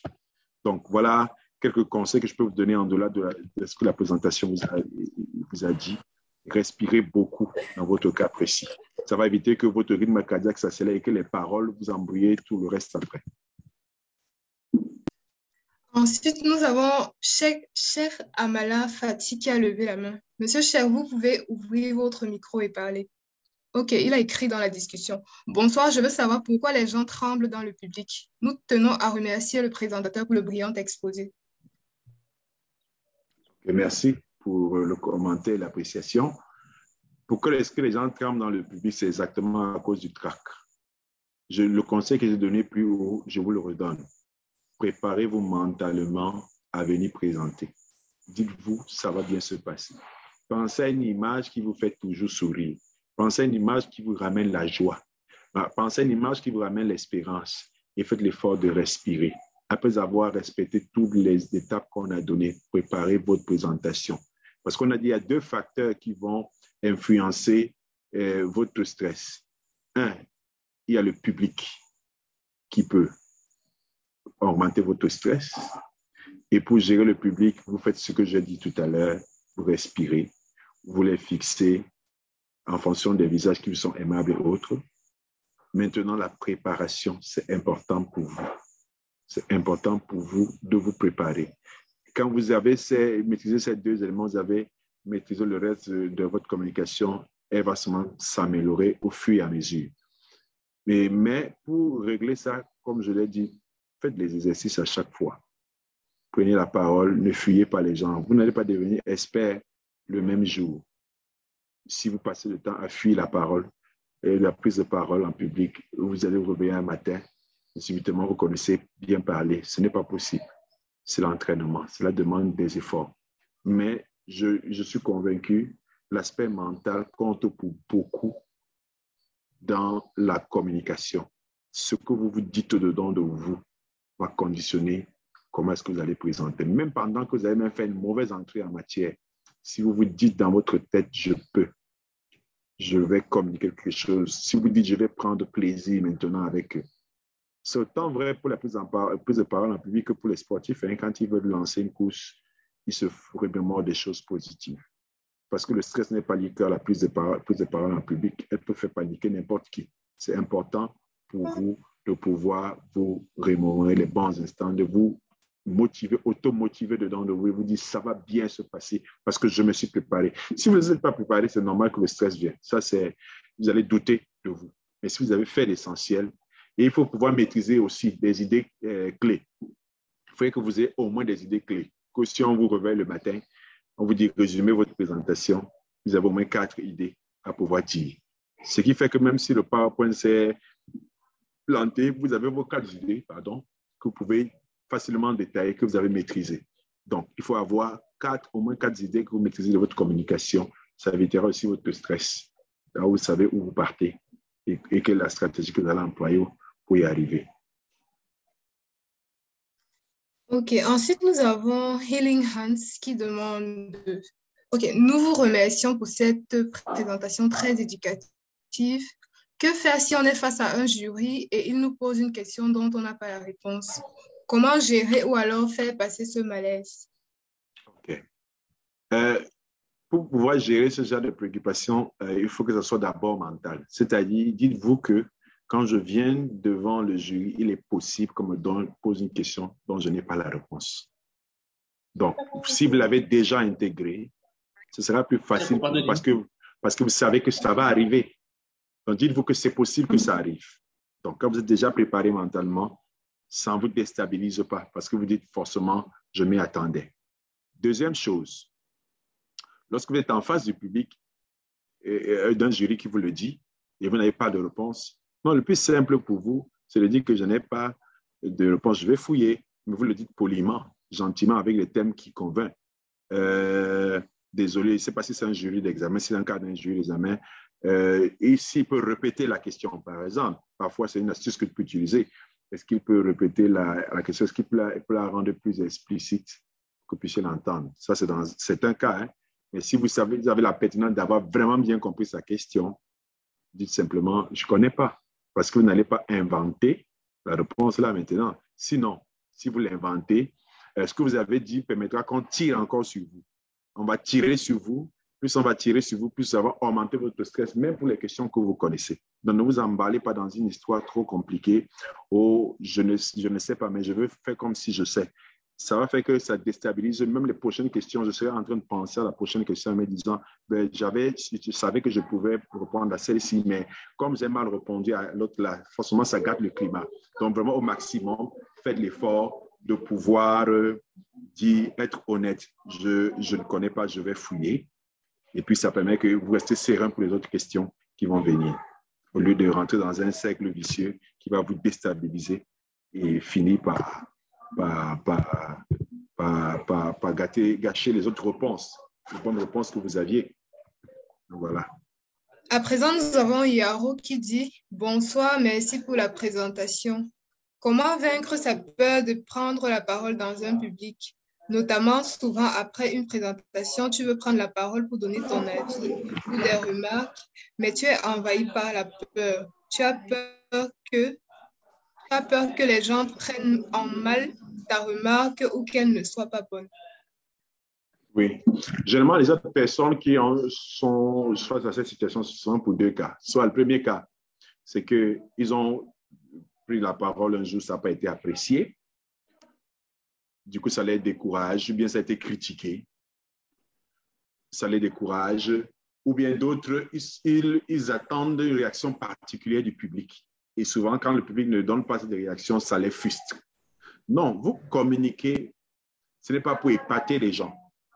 Vous communiquez, ce n'est pas pour émerveiller les gens. Vous ne communiquez pas pour émerveiller les gens, mais pour passer un message. Vous passez un message. C'est pour ça que vous communiquez. Donc, pour vous, il ne s'agit pas forcément de vouloir l'approbation du public. Communiquer pour dire quelque chose. Tout se passe dans votre tête. Si vous pensez que, oh, est-ce que j'en vais parler, c'est ce que les gens vont considérer, ce que je vais dire. Dès lors que vous avez commencé à penser à ça, vous avez commencé à échouer. Dites-vous, j'ai quelque chose à partager. J'ai un commentaire à faire. Je vais le faire. La réaction du public, vous ne pouvez pas savoir quelle sera sa réaction. Mais vous, si vous êtes convaincu de ce que vous voulez dire, parlez avec passion. Lorsque vous parlez avec passion, même si vous ne dites rien, les gens s'intéressent à ce que vous dites. L'attitude est plus importante que les mots que vous utilisez.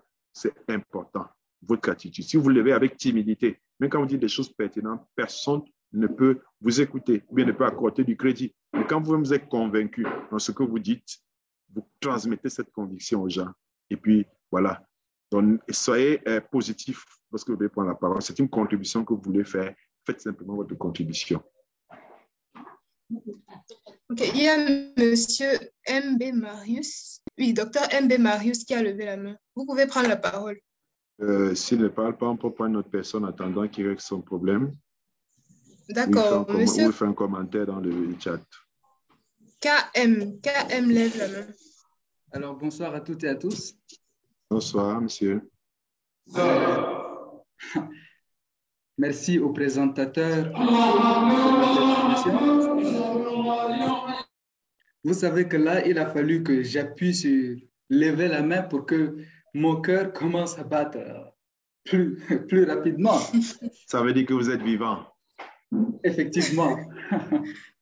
En tout cas, j'ai préféré prendre la parole au lieu d'écrire dans le chat parce que j'estime que le moment pour commencer à appliquer les conseils et astuces exposés lors de ce Zoom, c'est maintenant. Félicitations. Ah, merci beaucoup. Merci. Alors, lors de la présentation et ensuite lors des réponses aux questions, j'ai entendu dire que pour, par exemple, disons, pour avoir une voix une voix posée, il faut respirer. Oui. La solution, c'est la respiration. Oui. Là, actuellement, je n'ai pas eu le temps de le faire, hein, mais bon, pour la confiance en soi. Vous êtes en train de quelqu'un respirer. Qui manque de confiance en lui-même. Est-ce que c'est en respirant qu'il aura plus de confiance? Ou bien c'est en faisant quoi exactement? Parce que je trouve qu'il est plus facile de dire il faut avoir confiance en soi. Mais comment exactement? Parce que respirer, oui, ça c'est tellement simple, tout le monde peut le faire. Mais que faire exactement pour avoir confiance en soi? Merci beaucoup. Merci beaucoup. Merci, monsieur KM. Donc, vous voyez que vous venez de très bien parler. Vous avez posé votre question comme un grand et on n'a pas senti en vous la peur. Parce que vous avez respiré. Vous avez respiré, c'est-à-dire que vous n'avez pas, votre gorge n'était pas emballée, on entendait bien l'intonation, la variation de ton. Parce que respirer, ce n'est pas autre chose que rendre sa respiration normale. Hein? C'est-à-dire que ce n'est pas quelque chose de spécial particulièrement. C'est juste qu'au moment où vous voulez prendre la parole, il y a l'adrénaline qui va monter et ça va forcément accélérer votre rythme cardiaque. Donc, respirer, c'est ramener ça à une respiration normale. C'est ce que vous avez fait. Là, c'est que vous parliez de manière posée. Maintenant, pour la confiance en soi, la confiance en soi vient de ce que vous vous dites en vous-même. Je dis souvent, les paroles les plus puissantes, je crois aussi qu'un des orateurs très, très célèbres dans le monde, Castano, le dit souvent, les paroles les plus puissantes que vous pouvez écouter, c'est celles que vous vous dites à vous-même. Si vous dites que vous êtes un faiblard, vous êtes un faiblard. Si vous dites que vous êtes un incompétent, vous êtes un incompétent. Si vous dites ça va mal marcher, ça va mal marcher. C'est les paroles que vous vous dites. C'est-à-dire que la prise de confiance, ça deviendra plus évident pour vous de prendre confiance dans ces circonstances-là. Donc, c'est simplement les paroles intérieures que vous vous dites qui vous permettent de prendre confiance. Je suis beau, je suis intelligent, je suis capable, je suis bien habillé, je garde mes belles chaussures, je suis beau. C'est ces mots que vous vous dites dedans de vous et que vous croyez qui créent en vous cette confiance. Donc, je ne sais pas si je touche votre point, M. Karim. Dites-le en commentaire. Oui, bonsoir. Bonsoir, monsieur. Oui, c'est toujours Marius qui est revenu. Tout à l'heure, je devais poser ma question et il y a un petit problème de communication là. Alors, ma question est celle de savoir. Quelqu'un a posé une question concernant le fait qu'on va être devant un jury et qu'on nous pose une question et qu'on n'a pas la réponse. Et vous avez dit qu'il faut être franc. Alors, si le jury nous pose encore une deuxième question, par exemple, et que l'on n'a pas toujours la réponse, que faut-il dire? Et j'ai également une autre question concernant le 10e point que vous avez soulevé. Cherchez à éliminer le E, les jeux qui fait que les auditeurs vont penser que vous êtes en train de réfléchir. Alors, je me demande, y a-t-il des astuces que vous allez nous donner pour qu'on puisse éliminer ces E et les jeux? Merci. Ouais. OK. Merci pour votre intervention. Pour les questions qu'on ne connaît pas, vous ne pouvez vous apprendre qu'à vous-même, parce que s'il y en a plus, 2, 3, 4, ça veut dire que vous ne maîtrisez pas votre sujet, que vous êtes venu présenter. Vous ne le maîtrisez pas. Et pour résoudre le problème de la maîtrise du sujet, c'est de se préparer. Préparer son sujet, anticiper sur les potentielles questions. Si vous n'arrivez pas à anticiper vous-même, faites une répétition devant quelqu'un de même niveau de niveau supérieur à vous et demandez de vous poser des questions ou bien de vous aider à trouver des questions susceptibles d'être posées au cours de cette session. Mais on ne vous reprochera pas de ne pas répondre à des questions trop expertes. Mais on vous reprochera de ne pas connaître des questions aussi basiques. Donc, si vous décidez de venir vous présenter et de faire une présentation, essayez de maîtriser votre sujet pour ne pas paraître ridicule. Ne pas connaître n'est pas un drame, mais ne pas connaître ce qu'on est censé connaître, c'est un drame. Bon, entre guillemets, parce que même pendant la présentation, on va s'évaluer après. Au moment de la présentation, on est focus, on est focalisé, on avance. On ne se pose pas de questions pour ce moment-là. Vraiment, on va s'auto-évaluer après la présentation. Pour le moment-là, on doit délivrer quelque chose. Il faut garder la sérénité. Ça, c'est important. J'insiste dessus. On va s'auto-critiquer après. Au moment de la présentation, on finit d'abord avec. Donc, ça ne sert à rien de chercher à répondre en donnant une fausse réponse qui va encore vous déstabiliser parce que le jury va s'attarder sur votre réponse pour poser des réponses et donner des commentaires. Si vous ne connaissez pas, je ne dis pas de le dire de manière grossière, je ne connais pas. Je dis, ben, j'ai un trou je n'arrive pas à bien mémorer la question, ou bien j'ai un trou de mémoire, ou bien ben, je ne me suis pas penché sur la question. Votre question est pourtant pertinente. Donc là, il faut pouvoir draguer le jury en tout cas. Votre question est pertinente, elle est intéressante, mais il me semble que je n'ai pas regardé ce volet de la question. Je n'ai pas préparé ce volet de la question, ou bien elle m'échappe. Donc, ce sera l'occasion pour moi de retourner dans mes cahiers pour pouvoir le relire, bien de chercher davantage. Mais pour quelqu'un qui maîtrise son sujet, ce sera difficile qu'on lui pose des questions aussi basiques et qu'il soit tout le temps à ne pas être en train de le trouver. Maintenant, pour la question qu'il faut enlever, ça arrive à tout le monde. Hein. Pour pouvoir corriger ça, il faut pouvoir vous écouter vous-même quand vous parlez. Donc, l'enregistrement va vous aider. Le fait d'enregistrer vos prises de parole. Quand vous êtes seul, vous pouvez le faire devant un miroir aussi pour voir l'expression de votre visage si vous n'avez pas de truc pour pouvoir vous filmer. Mais également, vous pouvez faire des audios en vous enregistrant à travers les audios. Tout le monde a un smartphone. Vous pouvez vous enregistrer. Ça vous permet d'écouter tous vos parasites que vous avez dans votre communication. Donc, c'est un entraînement. Il n'y a pas une formule magique qu'on va vous donner qui va vous transformer le lendemain matin. C'est des entraînements, des ajustements, des coachings qui vont vous aider à vous améliorer. Voilà. OK. En donnant des explications, vous avez touché un point là qui m'a fait réfléchir également. Et là, je m'en vais vous poser cette question. Alors, si nous sommes devant le jury et que un membre du jury nous pose une question et qu'on a l'impression que ce monsieur veut vraiment nous nuire, alors, que faut-il faire dans ces conditions? Des fois, par exemple, il sort du contexte de votre sujet, il vous pose une question là qui est un peu hors sujet. Qu'est-ce qu'il faut faire alors? C'est un jury d'examen? Oui, justement. OK.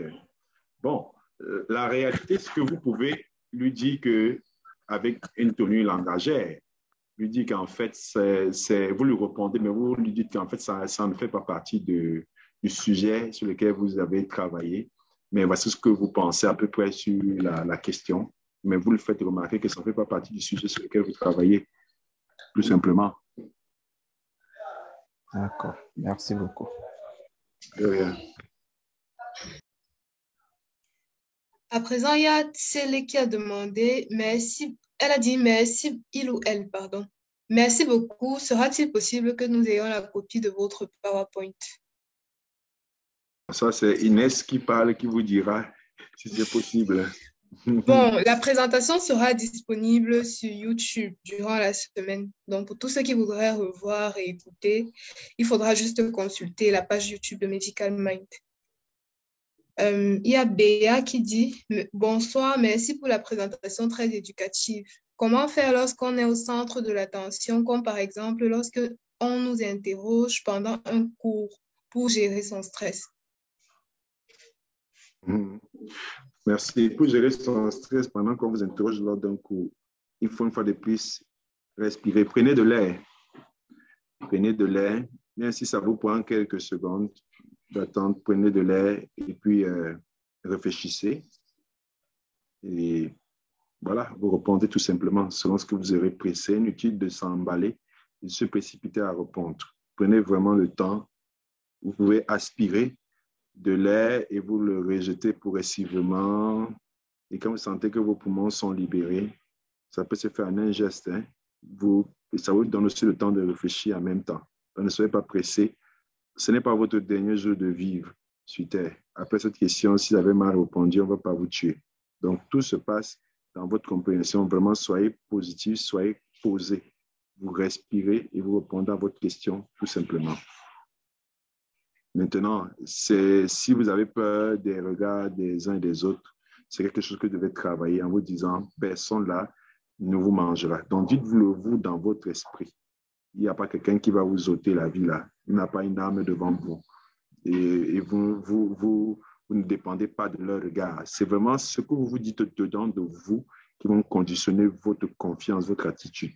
Alors, il y a Cher Amala Fatih qui a levé la main. Vous pouvez prendre la parole. Ok, bonsoir tout le monde. Bonsoir, monsieur Cher. Ok, donc je reviens pour une deuxième fois, mais cette fois-ci, ça sera avec le micro.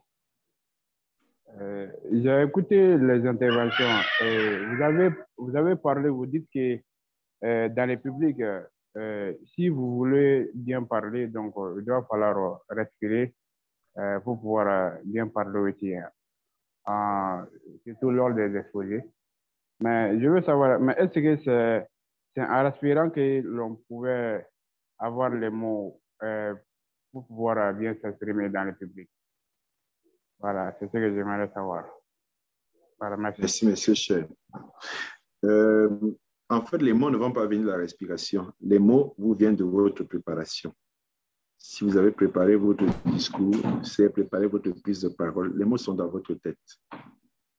La respiration vous aide seulement à trouver la bonne attitude. Parce que souvenez-vous que nous avons dit que 7% de ce que nous disons viennent des mots, bien que ce que nous communiquons vienne des mots. 38% nous viennent de la tonalité que nous allons avoir et 55% de notre langage non verbal. 55%. Donc, la manière de dire les choses est plus importante que les choses qu'on dit. Deux personnes peuvent dire la même chose, mais ne pas avoir le même impact sur le public. Parce qu'ils ont deux façons de le dire. Il y a quelqu'un qui va le dire de manière timide, l'autre qui va le dire de manière persuasive. Donc, La respiration va juste contribuer à vous permettre d'avoir un bon rythme, à ne pas vous emballer, à ne pas vous stresser. La respiration permet de régler la question du stress, ainsi que tout ce que j'ai dit précédemment. Ça vous aide simplement à avoir une préparation mentale, physique. Maintenant, pour vos mots, c'est dans votre préparation. Préparez votre speech, votre discours, même si c'est une parole spontanée que vous devez prendre. Je me prépare à prendre la parole lors d'une conférence.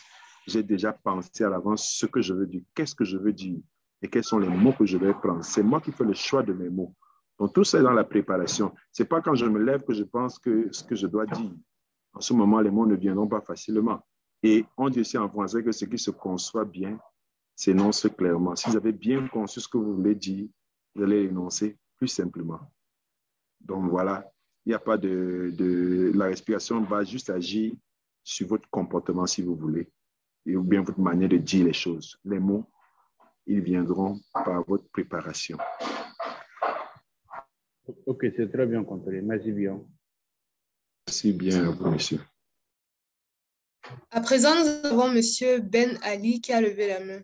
Monsieur Ben Ali, vous pouvez prendre la parole. Oui, bonsoir. Bonsoir, monsieur Ben Ali. Okay, merci beaucoup pour l'exposé et pour la présentation. Bon, vous m'excusez, je n'étais pas là au début, donc sûrement vous aviez déjà épluché quelques aspects de ma question. Alors, moi, j'aimerais savoir comment réagir, par exemple, comment gérer le public qu'on a en face de soi lorsqu'on fait une présentation ou lorsqu'on pose une question, par exemple. Parce qu'il y a un truc qui m'est arrivé la dernière fois. Je voulais poser une question ou plutôt un apport et la réaction de mon public voulait un peu m'intimider parce que, bon, par exemple, c'est comme si vous voulez faire une contribution et en fait, vous êtes en train de vous tromper parce que ce que vous dites, c'est pas aussi exact. Et donc, moi, ce que j'ai fait, j'ai continué jusqu'à la fin et c'est quand j'ai terminé qu'au fait, je me suis rendu compte que je m'étais trompé sur ce que j'avais dit. Donc, du coup, j'aimerais savoir comment gérer le public lorsque, par exemple, ce que l'on est en train de véhiculer n'est pas tout à fait exact. Faut-il s'arrêter ou bien faut-il continuer quand même jusqu'à la fin et puis après tout, bah, voir. Merci beaucoup. Merci à vous. Donc, vous avez reconnu que vous êtes trompé et le public vous a montré dès le départ que vous étiez en train de vous tromper. Donc, ce qui est déjà bien, c'est que vous avez pu lire l'attitude du public et puis déceler par l'attitude non verbale. C'est de ça que nous parlions tout à l'heure. Ils n'ont pas parlé, mais l'attitude du public vous a montré que vous étiez en train de vous tromper. Généralement, quand vous voyez cette attitude du public, il est préférable que vous arrêtiez et que vous posez la question au public. Est-ce que vous avez dit une bêtise ou bien est-ce que vous avez dit quelque chose qui ne tient pas? N'utilisez pas les mots négatifs. Est-ce que j'ai dit quelque chose qui ne tient pas? Et ça permet que le public vous reprenne et vous dit, voilà, vous n'avez pas compris. Et du coup, aussi simple que ça, vous arrêtez là. Et vous dites, ah ok, vous vous excusez et puis voilà, vous restez. Parce que ne parlez jamais dans le but d'impressionner les gens. Sinon, vous êtes en train de créer une mauvaise motivation et vous risquez d'être désillusionné parfois et peut-être triste après. Donc, vous prenez la parole pour communiquer sur quelque chose. Si votre public vous renvoie des signaux négatifs, vous arrêtez et vous interrogez le public. Ça vous éviterait d'être ridicule jusqu'à la fin. Merci. Tout à l'heure, nous avions Cathy et Yoma qui avaient levé la main. Cathy et Yoma, est-ce que vous nous entendez? Oui, je vous entends. Ok. Bonsoir à tout le monde. Merci au présentateur pour le contenu qui a été partagé. C'était très riche. Ma question est la suivante. Pour une prise de parole sur une chaîne de télé ou sur un canal qui va être diffusé, l'orateur a-t-il des conseils particuliers qu'il peut nous donner dans ce type de prise de parole où ce que l'on va dire ne va pas se limiter seulement au public qui est présent, mais après, ça reste sur le long terme. Voilà un peu. Ok. C'est un peu comme ce soir, nous partageons et que votre parole ce soir ne restera pas sur le coup thème, puisque nous sommes enregistrés et que cela passera sur la chaîne YouTube. Qu'est-ce que vous avez fait de particulier comparé à ce que vous aurez fait en public? Je vous retourne la question. À mon avis, lorsque le contenu qu'on partage ou notre prise de parole va être diffusée, je me dis qu'on a plus de responsabilités parce qu'on ne sait pas qui va suivre le contenu, est-ce qu'on aura été à la hauteur. Donc, je posais cette question dans le but d'avoir des conseils supplémentaires sur comment se comporter dans ce type de cas. Ok, merci. Sachez que quelle que soit la prise de parole, vous devez mettre le même niveau de sérieux. Ce n'est pas parce que ça sera diffusé que ça doit augmenter votre sérieux, votre niveau de préparation. Chaque fois que vous voulez communiquer, prenez ça au sérieux. Ça fait que même si dans des occasions où cela vous demande de laisser encore plus, en tout cas, où cela va mettre davantage votre honneur en jeu, ce serait plus facile pour vous parce que vous avez l'habitude de le pratiquer. Pratiquer cet exercice chaque jour de manière normale. Maintenant, le stress, souvent, vous aide à vous diriger en fonction des circonstances. C'est pour ça qu'il est un allié aussi. Il vous aide à être encore meilleur dans la façon de faire. Mais ne vous transformez pas. Soyez toujours naturel. Apprenez à communiquer autant que cela se peut de manière normale. Parce qu'il n'y a pas une circonstance, vous avez décidé si je deviens normal, là-bas je ne deviens pas normal. Ça vous rattrapera. C'est le même niveau d'exigence en fait. Parce que le but de communiquer, c'est de passer un message, c'est donner une image. Donc, toutes ces règles que nous avons données s'appliquent, quelle que soit la circonstance dans laquelle vous êtes. Soyez toujours sérieux dans ce que vous faites. Parce que vous allez marquer un public. Vous allez marquer un public, vous voulez avoir, parce que le but de parler, c'est de communiquer, c'est de marquer, c'est de laisser une marque, une empreinte sur le public. C'est d'amener des gens à prendre des décisions ou à changer des décisions. Donc, il n'y a pas forcément, en fait, il n'y a pas une attitude qui est liée à la communication. Il n'y a que des canons de communication. Il y a des canons qui peuvent obéir pour un lieu précis, une circonstance précise. Il y a des canons, mais la façon de communiquer, elle doit être la même. C'est-à-dire, comme je dis, il faut, quand on communique, on ne fait pas un discours, on fait une conversation. Donc, le public qui est derrière l'écran est à la même valeur que le public qui est assis en face de vous. C'est la même chose. Donc, il n'y a pas une différence au niveau de la communication. Maintenant, on peut avoir des approches diplomatiques et autres, ça c'est autre chose. Mais pour communiquer, pour persuader, c'est les mêmes approches. Ce sont les mêmes approches, je vous dis. Merci pour votre élément de réponse. Oui, madame. Ok, maintenant nous avons Val James qui a levé la main. Val James, vous pouvez prendre la parole. Ok, merci pour le tour de parole donné. Bonsoir. Je voudrais, et du coup, je ne sais pas si ma question a été posée ou pas, mais j'aimerais la poser quand même. Donc, je voudrais savoir comment, est-ce qu'il est conseillé de regarder son public dans les yeux, en fait, chaque personne dans les yeux, ou bien c'est proscrit. Quand je parle de public, c'est par exemple, d'abord lors de la soutenance, est-ce que c'est bien de fixer du regard nos membres du jury, ou bien encore un autre exemple, lors d'une communication pour la population, est-ce qu'il est conseillé toujours de les fixer du regard ou bien ça dépend de notre public en fait? Merci. Merci pour la question. Si vous avez le courage de fixer le public, fixez le public, c'est ce qui est recommandé. Nous avons dit par exemple tout à l'heure que pour ceux qui ont ce trac-là, quand ils regardent le public, on leur a donné des astuces. Il faut regarder une personne qui vous renvoie quelque chose de positif, ou bien le fond de la salle, pas le fond de la salle, le dessus de la tête de quelqu'un, parce que pas l'impression que vous regardez le plafond. Ça, c'est pour des gens qui ont des difficultés de regarder le public. Mais si vous avez cette facilité, c'est excellent. Parce qu'au travers de vos yeux, vous communiquez une dynamique, une énergie. à votre public. Donc, regardez-les dans les yeux, mais sauf que ne restez pas figé sur quelqu'un. Faites balader votre regard sur plusieurs personnes membres du jury, sur plusieurs personnes membres de la population. Vous avez 2, 3, 4, vous avez 5 à 10 secondes par là pour regarder quelqu'un, changer de côté, ainsi de suite.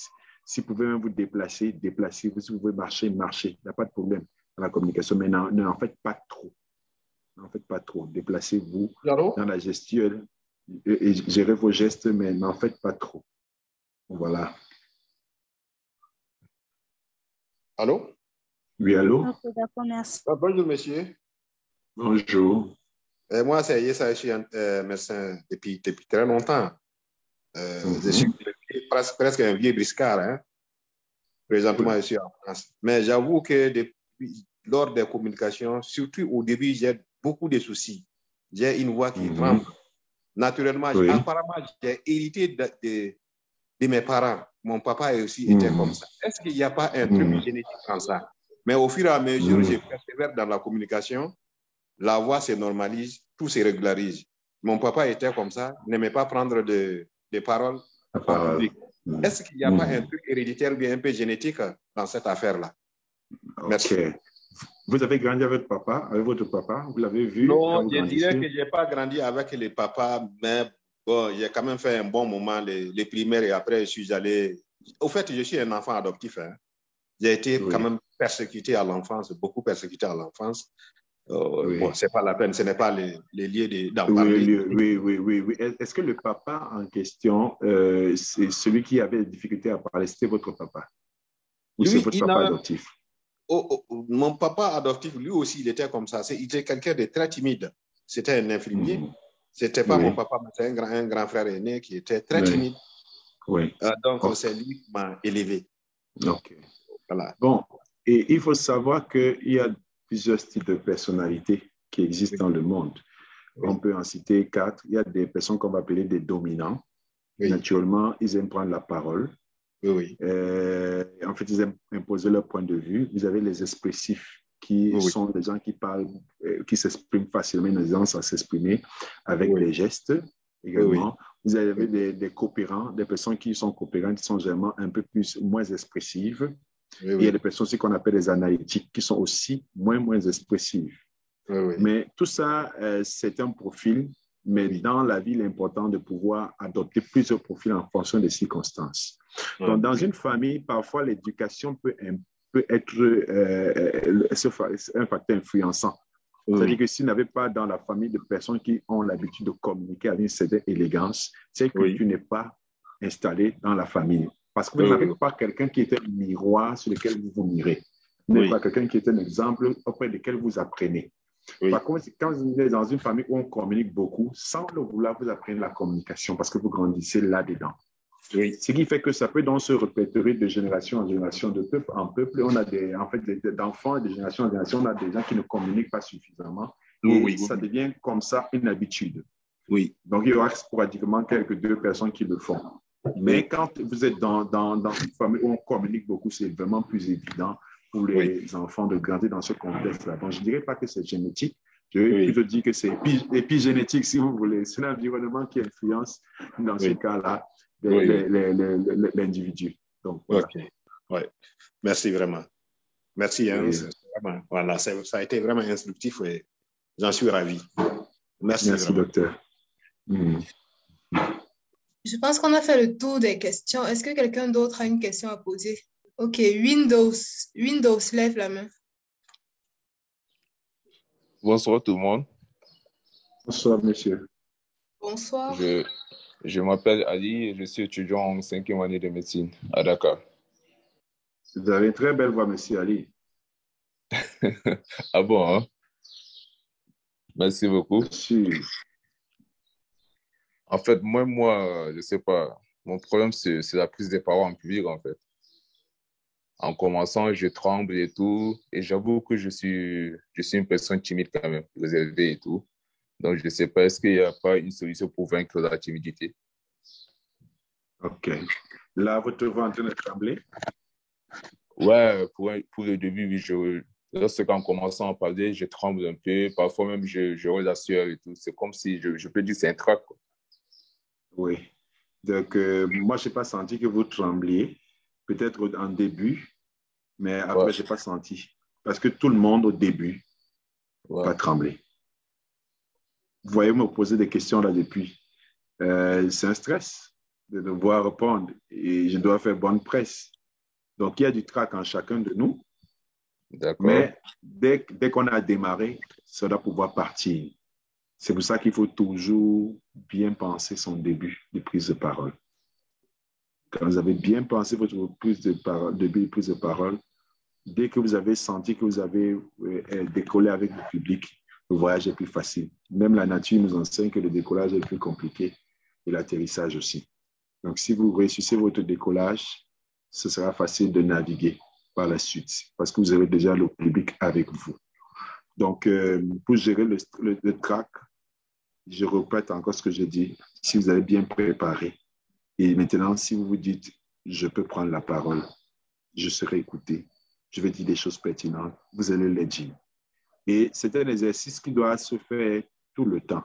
Si vous n'avez pas l'habitude de prendre la parole, c'est difficile que vous évoluiez. Mettez ça comme un objectif dans votre vie, même si c'est que j'ai souvent l'habitude de dire, je peux laisser, je ne suis pas obligé de prendre la parole. Faites l'effort de prendre la parole. Au milieu de vos amis, prenez la parole. Si vous allez dans une réunion, prenez la parole. Même si c'est pour dire, je remercie l'orateur pour cette brillante présentation, je n'avais pas grand-chose à dire, mais c'est juste pour le féliciter parce que ce n'est pas évident de prendre la parole en public. Si vous le dites simplement comme ça, vous vous rendez compte que vous allez briser cette barrière au fur et à mesure, vous allez casser ce trac au fur et à mesure et vous serez bénéficiaire de cette expérience plus tard. D'accord. Surtout que vous avez une belle voix qu'on doit écouter. Vous avez le groove. Merci beaucoup. De rien. Alors, monsieur Hervé, moi, j'ai une question avant qu'on ne termine. Je vous écoute. J'aimerais savoir, pour nous qui avons des voix assez aiguës, est-ce qu'il y a des techniques que vous recommandez? Parce que vous avez parlé durant la présentation du fait de maîtriser le timbre de sa voix. Donc, comment faire pour une personne qui a un timbre aigu pour pouvoir communiquer effectivement? Inès, tu as une belle voix. Tu as une belle voix. Tu n'as pas besoin de faire un autre travail dessus. Il suffit juste de travailler tes variations. Donc, tu ne dois pas être monotone. Il y a des endroits où tu insistes. Il y a des endroits où tu mets tes pauses. Il y a des moments où tu accélères, il y a des moments où tu ralentis. Tu dois pouvoir faire ça, simplement. Et c'est vraiment l'entraînement. Donc, prends le plus souvent la parole et tu t'évalues. Il y a des moments où tu accélères. Quand tu dis accélérer, c'est pas parler comme la machine. Non, tu parles un peu plus vite que dans la norme. Après, tu ralentis, tu hausses le ton, tu le baisses, un peu comme la poésie. Je fais un exemple. Ce soir, nous sommes venus écouter ce partage qui va nous permettre de pouvoir améliorer notre prise de parole en public. Ce n'est pas évident, mais je pense que vous pourrez réussir à le faire. Donc voilà, je demande votre attention. Soyez très, très, très attentifs. J'ai insisté sur certains mots, j'ai haussé les tons, parfois sur certains espaces. Donc, c'est en fait ça. Travaille juste les tons. J'ai dit que les voix graves, généralement, l'oreille est habituée comme ça, les décibels graves sont appréciés. C'est quoi, par exemple, dans la musique, quand on met la guitare basse, ça intéresse les gens, comparé à la guitare solo, qui est un peu plus, elle est fine. Donc, les gens, l'oreille a tendance à aimer ce qui est grave. Mais il n'est pas dit que les voix qui ne sont pas graves ne sont pas belles. Ça, ce n'est pas vrai. Si tu sais varier, elles sont encore même plus belles si tu sais les utiliser. Donc, tu as déjà une excellente voix. Je ne te dis pas ça pour te flatter. Travaille juste les temps. Quand est-ce qu'il faut que je mette du silence? Quand est-ce qu'il faut que je parle?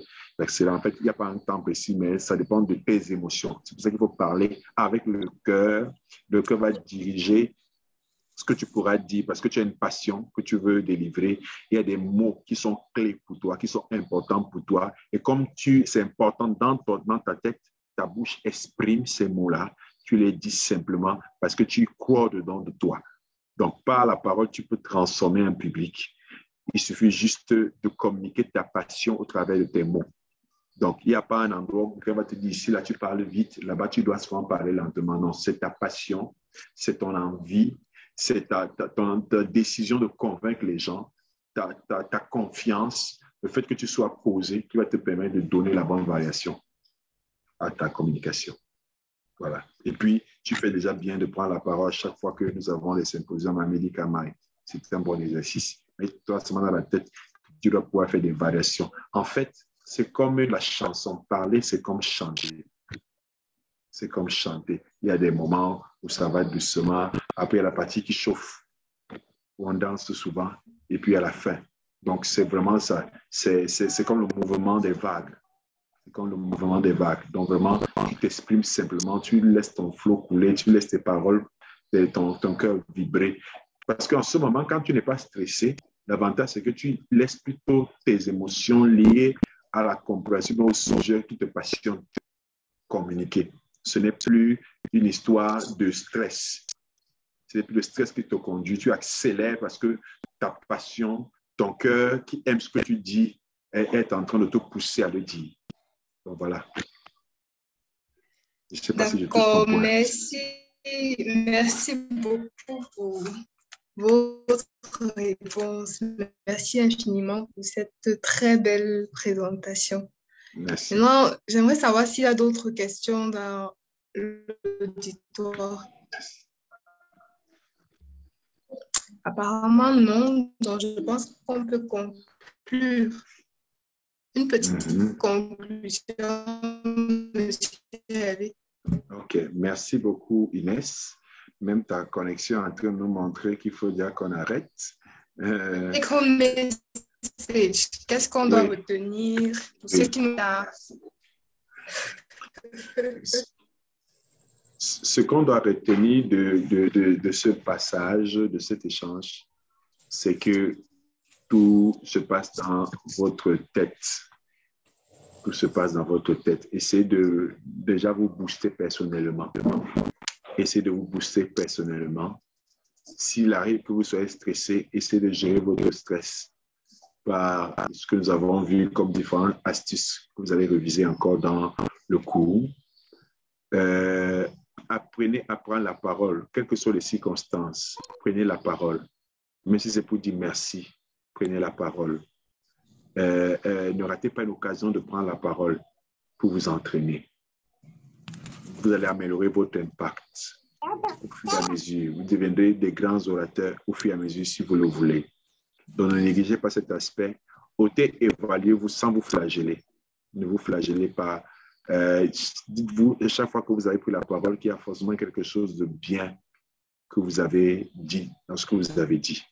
Restez humble dans votre attitude, mais parlez avec le cœur et la passion. Si vous n'êtes pas passionné, vous ne pouvez pas transmettre cette passion aux autres. Si vous n'êtes pas intéressé, vous ne pouvez pas intéresser les autres. Aimez votre public. Si vous n'aimez pas votre public, vous avez tendance à le fuir. Ne fuyez pas votre public. Venez vers lui. Montrez-lui qu'il est important pour vous. Également, souvenez-vous que communiquer, ce n'est pas faire un discours. C'est dialoguer. Même si dans une présentation, comme on en a dit ce soir, dites-vous que vous avez un public qui vous écoute, qui va réagir, soit par des paroles, soit par des expressions du corps. Mais la communication n'est pas un discours, c'est un échange. Quand vous parlez, utilisez le thème de le tempérament de la conversation quand vous parlez avec les gens, bien quand vous faites une communication, que ce soit un temps de la conversation. Et ça permet à la personne de s'intégrer dans votre speech, dans votre communication, de se sentir impliqué. Également, prenez la peine toujours de vous préparer. Une bonne préparation va vous aider à éviter le stress supplémentaire. Une bonne préparation va vous aider à bien débuter votre communication. Et s'il y a 2 éléments importants, c'est votre introduction. Vous marquez le public au départ et votre conclusion, vous laissez une impression qui donnera envie de vous retrouver. Donc voilà, sur ce, je vous remercie. et pratiquer davantage. Merci. C'est nous qui vous remercions, M. Hervé. Bon, avant de quitter, il y a Béa qui demande comment faire pour avoir un coaching. Vous avez parlé du fait d'avoir un coaching. Comment faire pour l'avoir? Bon, ça va, je ne sais pas comment, et elle est forme pour entrer en contact avec vous. Vous pouvez lui passer mon numéro MTN au besoin pour que nous puissions discuter.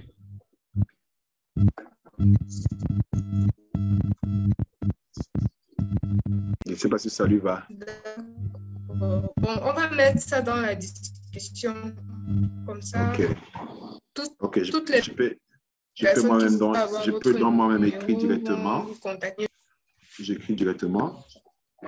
Oui, bien sûr. C'est fait. J'ai mis l'indicatif du Cameroun. En laissant 5 minutes, toute personne qui veut faire un screenshot ou bien enregistrer le numéro avant qu'on ne close la séance.